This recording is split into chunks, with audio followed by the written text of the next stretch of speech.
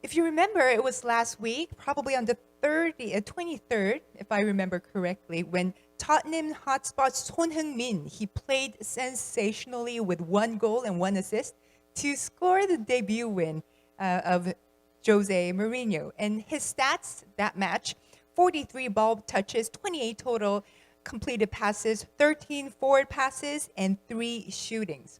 Well, I'm talking about this because these days, you can tell if a person is a real football fan by just bringing up these stats. Now, our next speaker is Mr. Duncan Alexander. He's a VP of Data Editorial and Analytics at Opta.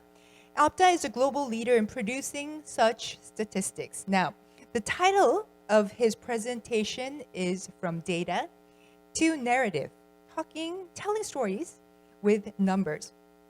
옵타 데이터 분석 VP이신 던킨 알렉산더님을 큰 박수로 맞아주시기 바랍니다.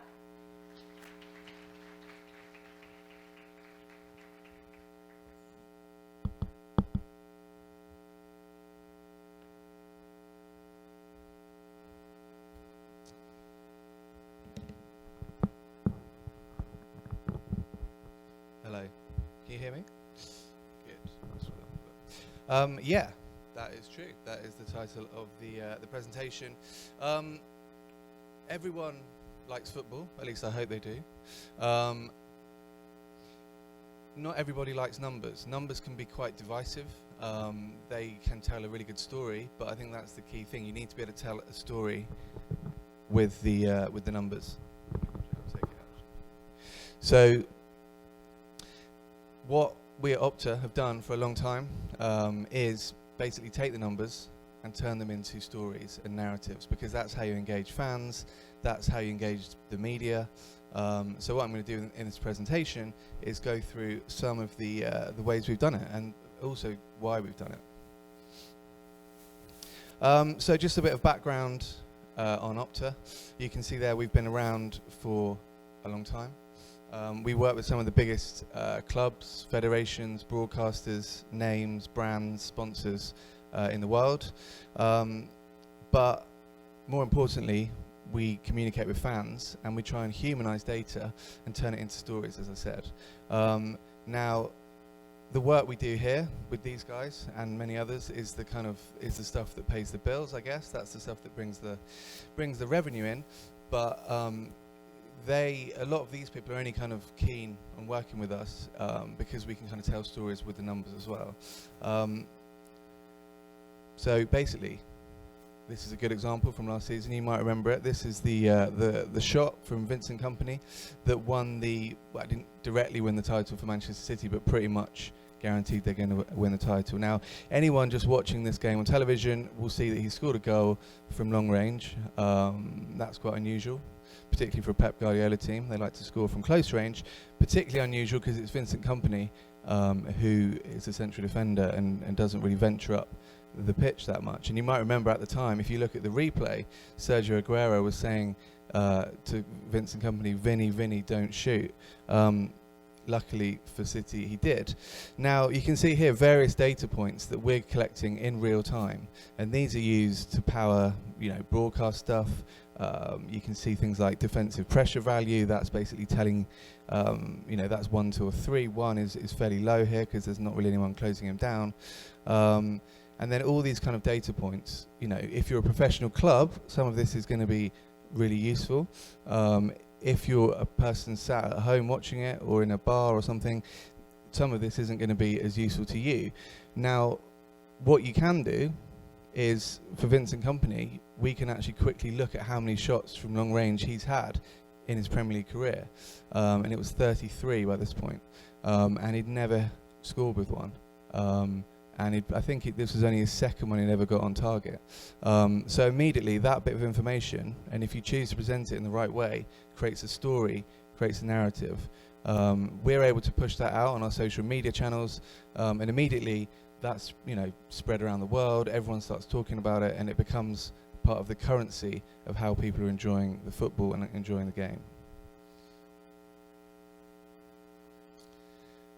Just a little bit more background on how we work, the sort of how we collect the data.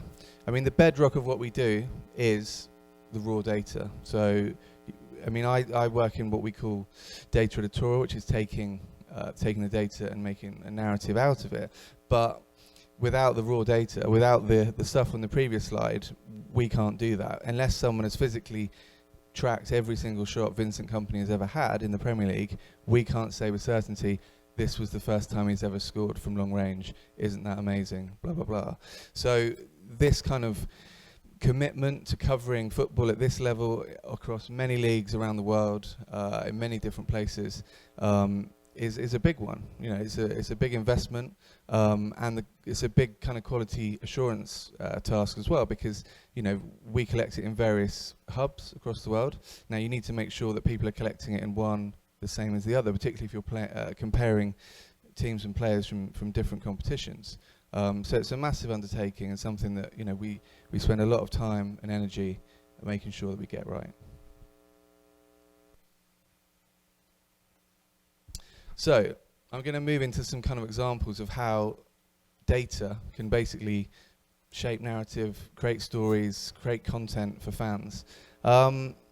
So 3 years ago, 2016, a colleague of mine noticed that Harry Kane had never scored in the Premier League in August. Now, I mean, if I was rating that on the interesting scale, I'd probably say, you know, 6 out of 10. He's quite a big player, but it's, you know, relatively early in his career.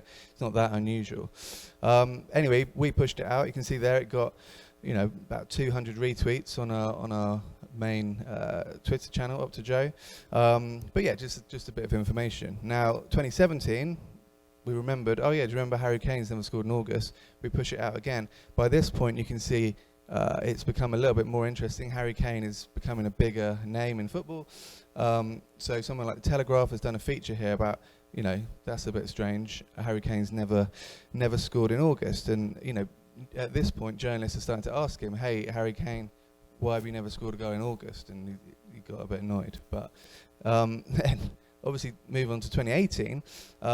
By this point, he'd just won the Golden Boot of the World Cup, so was recognised as a, you know, an elite striker, one of the best goal scorers in the world. He still hadn't scored in August, and by this point, it had become like a massive story, and everyone was asking about it. And in his first game in August that year, he missed a really good chance.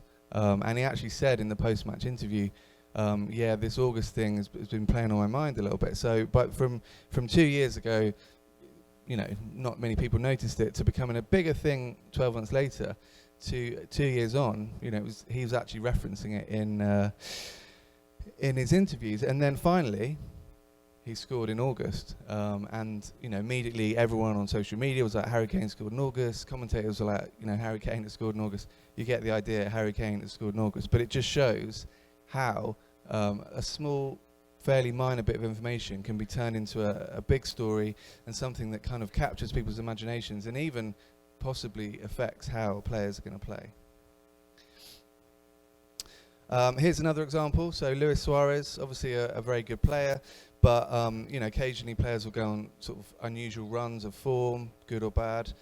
He had a spell when he hadn't scored for a long time away from home in the Champions League, and you know, we pushed that out, and again it's picked up by various channels. You can see Match of the Day there in England, Fox in America, BT Sport, who cover the Champions League in the UK. You know, and it's kind of a talking point. And then you can see at the bottom there, Marca have turned it into a graphic with a clock, with a watch face. You know, I don't think it affected Luis Suarez, but when he finally did nearly score a goal where Manchester United, it was actually went down as an own goal by Luke Shaw, who you might have noticed has got the same initials as Luis Suarez. So it's always good to look for those little kind of angles that you can possibly turn into some content. Just to kind of reiterate, you know, how data, we saw it in the earlier presentation as well, how embedded data is to fans' experience of football now. This is a kind of a typical day, I guess, in a match day, and you can see there how, you know, at every point during the game, data is kind of embedded into how fans experience and enjoy the game. So, you know, we go back 20, 30 years and fans would come to the game, they might buy a program, they might listen to the radio after the match, but that was kind of the extent of how they'd interact. But now, there's fantasy football. There's, during the game, you can have things like maps showing where players hit their penalties. You can have kind of live analysis tools that we provide to broadcasters and other people as well, who, so they can get instant kind of context on what's going on. And then at the other kind of extreme, you can see there at the end, it's probably maybe not that clear, but this is match of the day in England. We had a analytics model called expected goals, which is kind of a rating of chance quality. They were happy to put that straight on their match stats at the end of games because of our relationship with them. So, if you went back 5 years, this was the sort of metric that only the top football clubs in Europe were using. It's now become a lot more mainstream, partly thanks to the media using it, but also they only used it because they were confident that it made sense.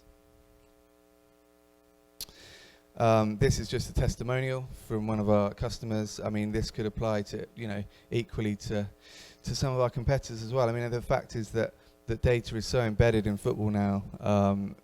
Football is, as I said, no longer a kind of once on a Saturday or maybe in a midweek. People want to consume it all the time, and what data allows you to do is to create new angles, new stories, new ways of kind of experiencing the game as it progresses during the week. So, a player might sign. I mean, that's Jadon Sancho. He's rumoured to be signing for a new club maybe in January. If he does do that, the news headlines will be Jadon Sancho has signed for someone. But within a day or two, everyone will be looking for other angles. So it will can you compare him to other players at the same age, or who was the last player to be good in the Bundesliga that matched that performance when they came to the Premier League or La Liga or wherever he ends up. So data allows you to keep alive the conversation, and that's why it's popular with both fans and broadcasters in the media. We touched upon expected goals a minute ago, but I think this is kind of a fairly simple graphic, but one that I and my colleagues try and keep in mind when we're using data to create stories, because the more complicated the data, the smaller the audience. So it might sound, sometimes something like results and scores might sound a little bit, not dull, but a little bit old-fashioned. But the stuff you can do with it is going to have the widest appeal to the biggest audience. So I know we've got a representative from Arsenal up later. Obviously, they lost again yesterday. They're, just from results, where you can see this is their worst run of form since 1992. That's a fairly simple, bit of information, but it's obviously very apposite at the moment and seized upon by fans and broadcasters. At the other end of the scale, you've got advanced analytics, which, if used right, and I'm going to show you in a minute an example of how you can use them right, you can get a good story from, but you can also bombard people with too much information, and I think that does happen. I mean, everyone gets excited when you create new metrics and new models, but if you bombard people with too much information, too many numbers, they kind of, they go, what's that?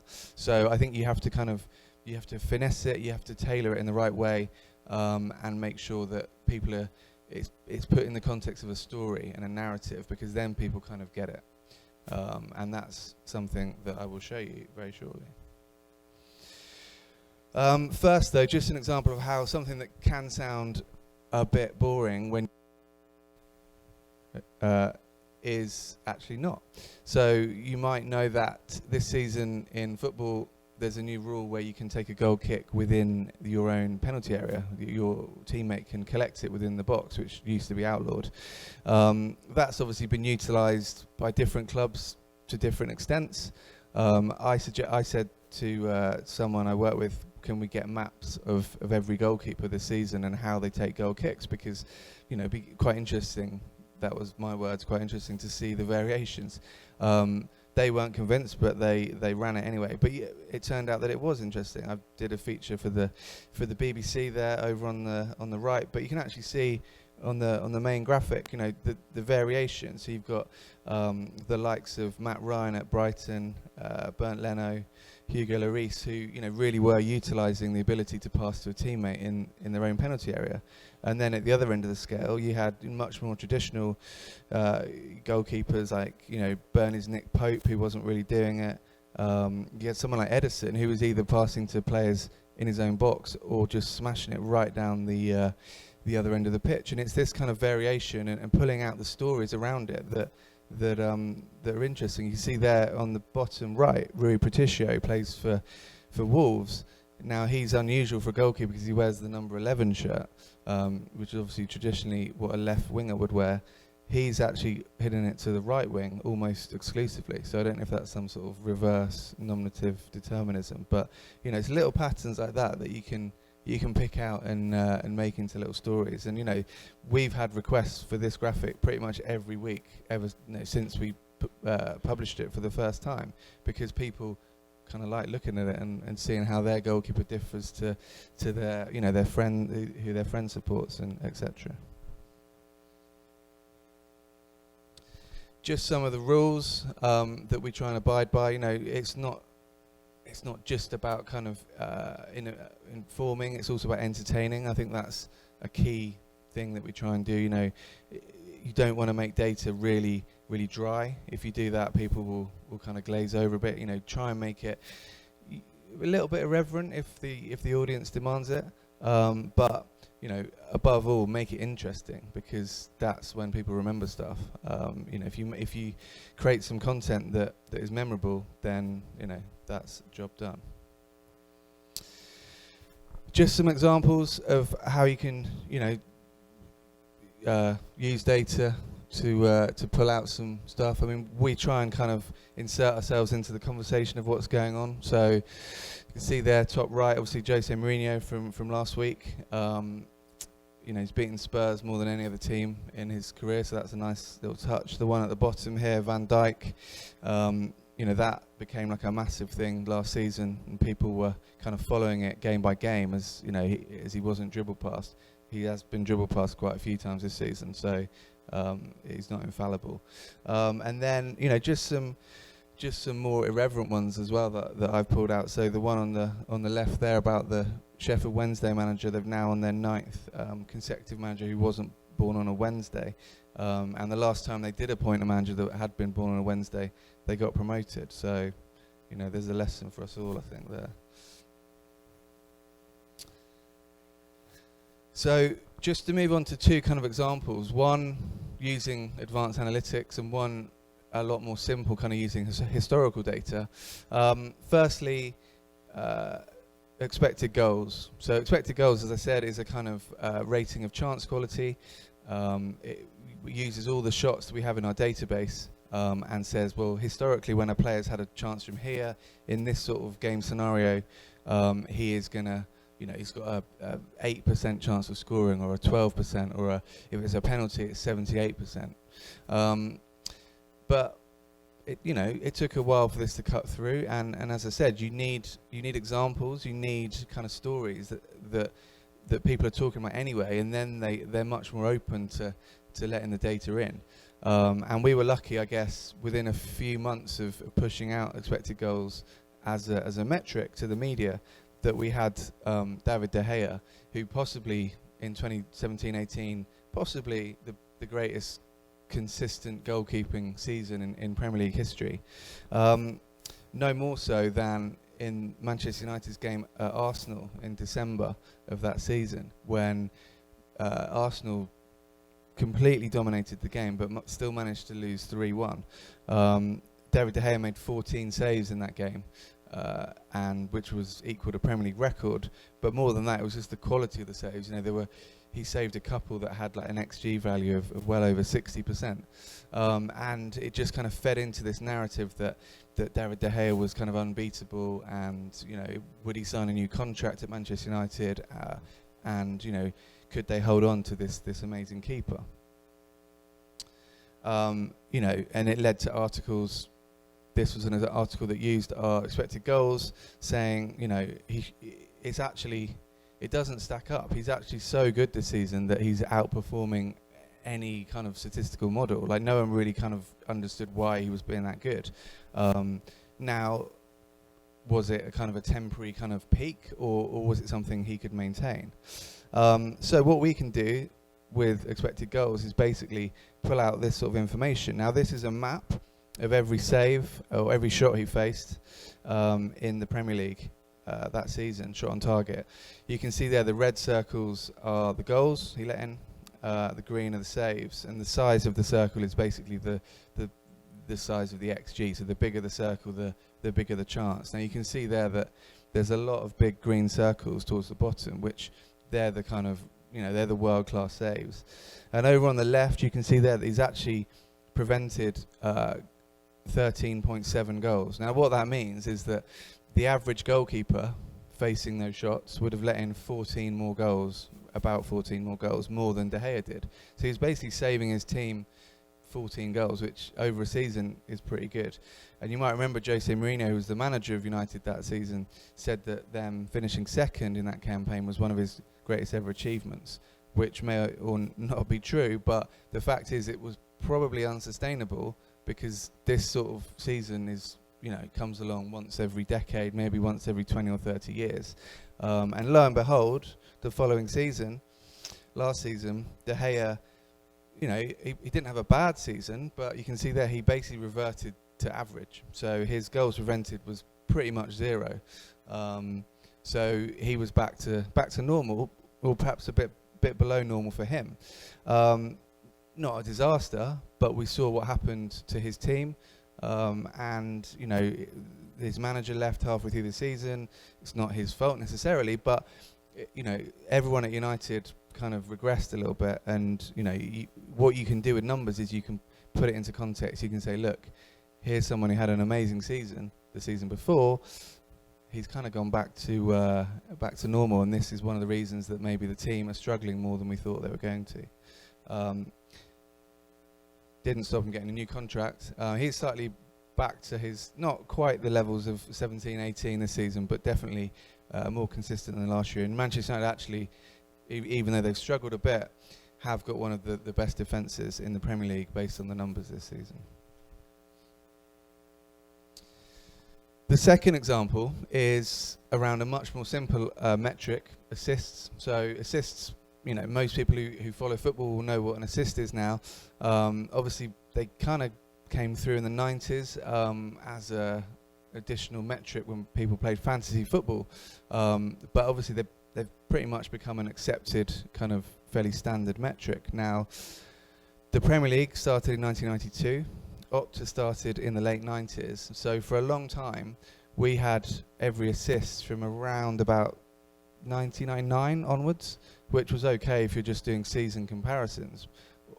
But if you wanted to do kind of, all-time records, it's more difficult to do. So a colleague of mine spent a long time filling in the gaps between 1992 and 1999, which took a long time and a lot of VHS tapes, which was a bit retro, but he got there, and it means that we've got the only complete assist database of the Premier League anywhere. And what this does is it allows you then to create records. So last season, both Liverpool fullbacks were assisting a lot. They assisted more goals between the two of them than Manchester United's midfield did in 98-99. Trent Alexander-Arnold is obviously one of the rising stars of world football. He got 3 assists in this match against Watford. That was the youngest player to do that.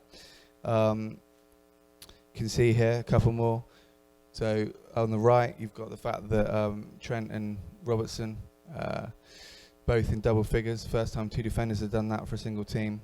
And then Trent went one better on the last day by assisting another one and getting to 12, which, thanks to the fact that we had every assist in Premier League history, we can create stories, we can create the narrative, we can say, look, this is actually a record. No one in the history of the Premier League, no defender has ever got to this many assists, and most other players haven't. 12 is a big number. The record for anyone is 20. So that's fine. We can push that out. Media partners around the world enjoyed that. Trent was interviewed about it. Him and Andy Robertson have got a kind of social media pretend fight about who gets the most assists. And then lo and behold, a few months ago, the Guinness world records, which is if you don't know, it's like a book that comes out every year with various records about longest snake or everything. But they've put in Trent Alexander-Arnold as the first, the highest assisting defender in football history, which is possibly stretching it a bit because we don't have data on everything. But there he is getting his award, and that all comes basically from having a fairly simple metric, assists, but making sure you've got the whole thing. As I said at the start, having the raw data as the bedrock, and then you can build the stories and you can build the narrative on top, and really engage fans. And that is a really good, nice story, really engaging story. And yeah, that's my presentation.